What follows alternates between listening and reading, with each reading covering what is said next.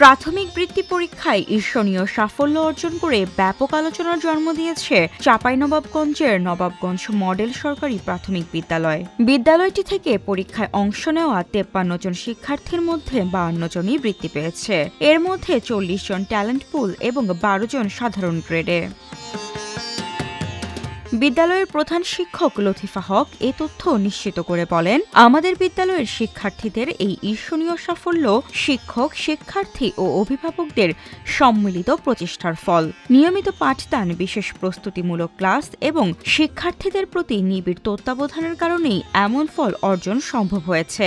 ভবিষ্যতেও এই সাফল্যের ধারাবাহিকতা ধরে রাখতে আমরা কাজ করে যাব।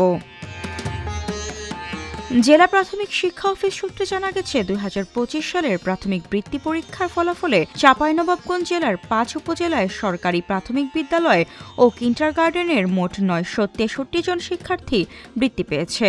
এর মধ্যে 420 জন ট্যালেন্ট পুল এবং 443 জন সাধারণ গ্রেডে বৃত্তি অর্জন করেছে।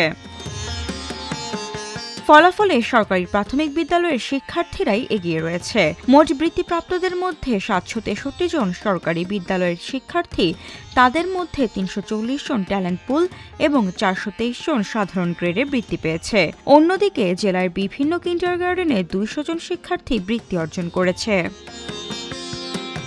চাঁপাইনবাবগঞ্জ জেলা প্রাথমিক শিক্ষা কর্মকর্তা মোহাম্মদ সাইফুল ইসলাম বলেন, 53 জন শিক্ষার্থীর মধ্যে 52 জনের বৃত্তি অর্জন নিঃসন্দেহে একটি অনন্য রেকর্ড। যে একজন বৃত্তি পায়নি সে অত্যন্ত মেধাবী। শিক্ষকদের আন্তরিকতা, শিক্ষার্থীদের কঠোর পরিশ্রম এবং অভিভাবকদের সহযোগিতার ফলেই এই সাফল্য এসেছে।